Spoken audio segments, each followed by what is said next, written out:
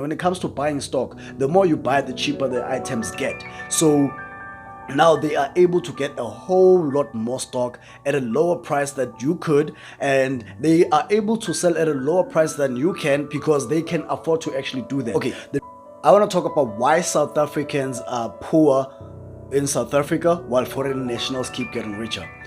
Now, I work in the streets of Joburg, and by that I mean the shop that I'm working within right now is in a busy area of Maboneng Precinct, and I get to see all kinds of people and interact with all kinds of people. And what I've seen is that a lot of foreign nationals are really getting rich in this country. So, with that in mind, I believe that it's not because of the country's economy that South Africans are not rich or they are poor, because if the economy was so bad, then why would so many foreign nationals come to South Africa and get rich in South Africa and then leave South Africa to their home countries? And I got to doing a little bit of research, and I started observing all kinds of businesses that I interact with wherever I go and see who the owners are. And the types of foreigners who get rich here in South Africa is not just limited to other Africans. I am talking about the Chinese, I'm talking about Jewish people, I am talking about Arab people, and I'm talking about, of course, West African and East Africans. I don't know so much about Central Africans, but then the people that I've interacted with personally, so this is anecdotal research, and of course a little bit of more research that I did online, learning all other businesses that people are getting rich with here in South Africa. And the types of businesses that people are getting rich with vary. There's a wide range of businesses, and some of the businesses are actually very simple and some of them are a bit more complex. Some of the businesses that people are getting rich out of, we South Africans tend to take a little bit too lightly, and I'm not sure where that comes from. So I'm still trying to learn the psychology behind that, of course, which I will be talking a little bit in this video about the roots of SA problem in terms of South Africans not getting rich in the country. Now, these foreigners that are getting rich in South Africa, one thing about them that I've realized is that they work in large groups. And what I mean by that is that it's not just families coming together and saying, let's start a business in this country. It's multiple families coming together saying, okay, listen, this is the type of business that we want to run in a specific area, and in order for us to ensure that we can grow this type of business in the area, we have to monopolize it. And what I mean by them monopolizing it is that you will realize that if there's a certain kind of business owned by a certain foreign national, the next similar business or the next same business within the same area, maybe a distance away from that business that was open, will be from someone from that very same country. They could be the brother, but you will realize that it could be the people of the same country. And you see this with the Chinese, again, with the Jewish people, with Arabs. You see this with West Africans and East Africans. So I'm going to give some examples so that we have a little bit of context in what I'm talking about when I say that South Africans are not getting rich in South Africa while foreign nationals keep on getting richer. And we're not just talking about black foreign nationals. I'm talking about all kinds of foreign nationals in this country. Now, some of the most obvious businesses that they get richer within townships where there are poor people are retail. And by retail, I mean tuck shops or even supermarkets and even wholesalers.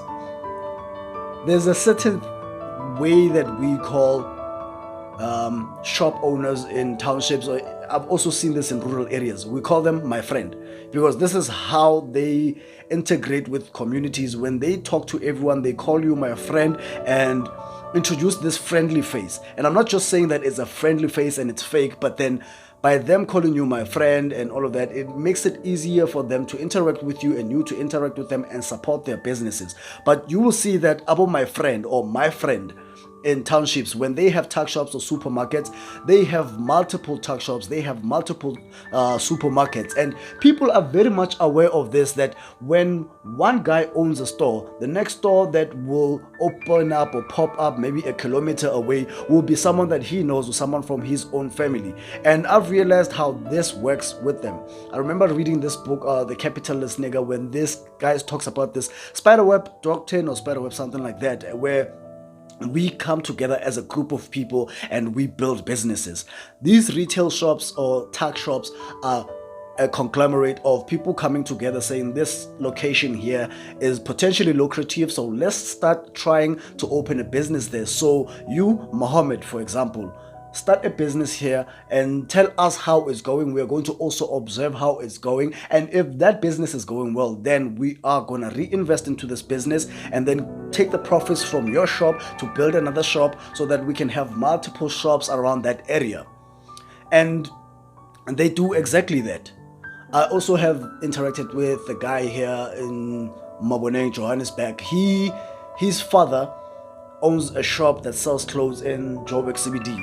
And when I said to him, "You make a lot of money, yeah? You must be balling," he was like, "Well, not really, because there's a lot of us." And I think that might have been him deflecting away from the fact that they are making money, because of course there's so many of them who have come together to build the same kind of business in the same area or close by in the same area. And although the profits are not very high every single day or every single month, over the long-term period, the profits are really, really high. Because here's the thing, it is cheaper for them to start these businesses because they come in large groups. So if you come alone and say, "I want to open a tuck shop in my township," you're gonna be responsible for the building of the tuck shop, whether it's a shack or you get a container or you build something from brick. You're gonna be responsible for shop fitting that space. You're gonna be responsible for buying stock for that shop. And that becomes very, very expensive. And obviously when you start opening the business, you see the profits coming in very, very slowly, and then the pricing normally tends to be high on your side because you're trying to recoup as much cost as you can from building that tuck shop. For them it's easier because they come as a large group of people, and it gets cheaper to get material, containers, whatever, to build that shop. And then when it comes to buying stock, because they can afford to buy more stock, and when it comes to buying stock, the more you buy, the cheaper the items get. So now they are able to get a whole lot more stock at a lower price that you could, and they are able to sell at a lower price than you can because they can afford to actually do that. The reason they can afford to do that, again, I mentioned, is the fact that they work in a large group of people and they buy more stock and making that stock cheaper. So if you are selling something, let's say for 10 rand, for example, it could be anything. It could even be bread in this example. Let's just say you are selling bread for 10 rand, and since they are able to buy more bread than you can at a cheaper price, they are able to afford to sell bread for 9.50 rand. Now the profit may be the same. Let's say when you sell that bread for 10 rand, your profit is only 1 rand. It doesn't necessarily mean that when they sell for 9.50, then they're making less profit per item. They might be even making 1 rand as well. It's just that because they were able to buy more stock, they are able to sell at a lower price. Other types of businesses that I've realized foreign nationals, especially West Africans, these can be the Ghanaians, the Nigerians, that they love to open is hair salons. Hair salons are a very lucrative type of business because they are recession proof. No matter how bad things get, no matter how bad the situation gets, people will always be into self-grooming and they always want to look good because you don't want to wear your problems on your sleeve. So looking good is a way to hide that you might be having problems. So hair salons are a very lucrative business, and they also come in groups when they build these businesses. You will find that in one salon there's a barber man, there's a lady who does hair, there's somebody who does nails, there's somebody who does weaves. Like all sorts of services are provided in the same space, and these people are paying rent together. And by them paying rent together, it means that their costs are not too high. If a space for a salon costs 10,000 rands, for example, per month, and there's 5 people within that shop, each person paying 2,000 rand, they have covered the rent. It doesn't have to be one person covering all the rent. And in that way, they are able to make more money. You'll realize that many salons, you'll find that there's a mirror or a space available for rental. So somebody who's a barberman can come and rent that space, and they'll have multiple sections like that where people rent those spaces, and maybe the person who has the lease in their name for that shop, they pay with these people's money, and the money that they make themselves is all profit. This is why they are able to make so much more money. And I know that there is a belief that West Africans sell drugs and all of that, and as much as there is that, of course, these people are doing business in a smart way by working in large groups. Other types of businesses are clubs. Here in Maboneng, Johannesburg, the entertainment sector is owned exclusively by Ethiopians or Somalians. I get to confuse the two ethnic groups, but then Ethiopians or Somalians, they have monopolized the clubs in Maboneng. In fact, you'll find guys owning multiple clubs, and these clubs are doing great every single weekend. And the reason they are able to do that again is because they come in large groups and it is easier for them to do so. They also work in minerals and all kinds of businesses, but I haven't actually interacted with people who are in such industries as mining and everything like that. So I'm talking about the businesses that I interact with, and these people, I see them making millions. And the reason I say I see them making millions, there's a building in Johannesburg, it's Von Villach and GP. Yeah, Von Villach and GP. It's actually two buildings. If you go inside those buildings, you are looking for a certain item in a shop and they say, no, we don't have it. And then they've got one Malawian guy working for them. They'll send this guy out to the next shop. He'll run around in the building, come back with the item that you are looking for. And the reason they are able to do that is because if they go take it from another shop without paying for it, and you pay that person who's selling you, that other shop didn't lose money because actually they are all one unit. They probably come back wherever they meet and say, okay, this is how much we've made this month and this is how much stock we need to restock in our shops. And it seems that they think big. They don't think of, I want to take that shop.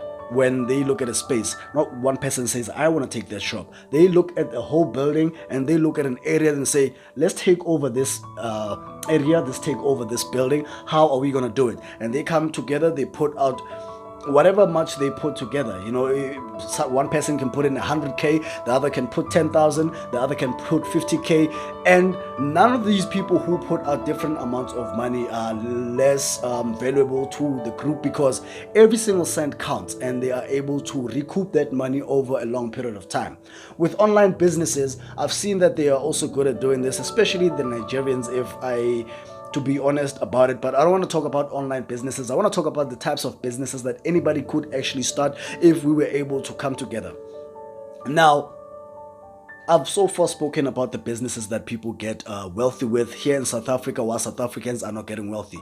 And I've come up with a few reasons I believe that South Africans are unable to do what these foreign nationals are able to do in South Africa. And the first reason is the fact that South Africans have a history of poverty, and this is mainly people of color through apartheid, of course, and they were not allowed to open successful businesses. They were not allowed to trade on the public market, and a lot of businesses were actually on the black market. For example, taverns, shebeens, you know the story of shebeen queens. Like, they were selling illegally while there were clubs, while there were entertainment businesses that were operating, that were white owned.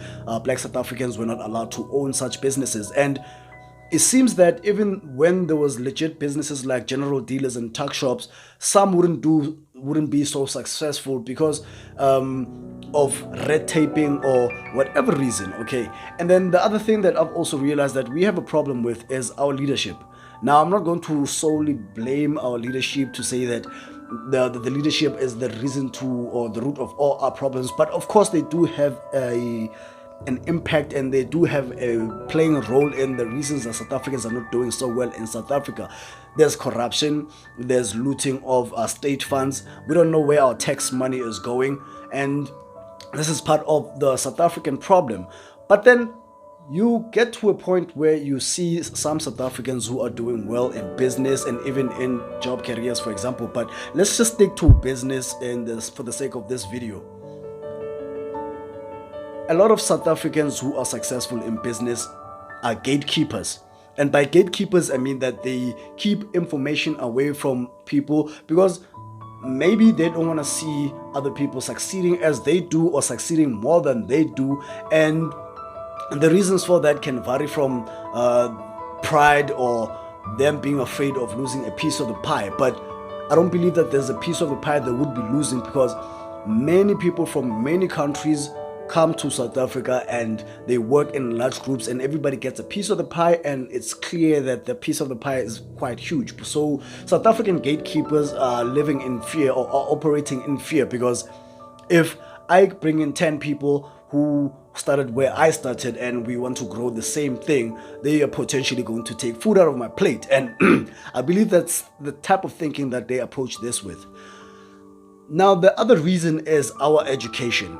Our education is quite outdated. And by that I mean that if you go to any South African varsity, and caveat before I carry on, some of the foreign nationals bring in their children or raise their children here, and they get them educated in our varsities and our education system, because to a certain extent it is quite good and it can be empowering to them for their cause, right? But the South African education system is outdated in the sense that it is solely created to regurgitate information to people and just make people into employees. And South Africans are the biggest believers of education be the key to success, and I agree with that half, because how we believe that is that education is only education that you get formally in varsity, but education can be any set of knowledge or skills that you are given that will empower you and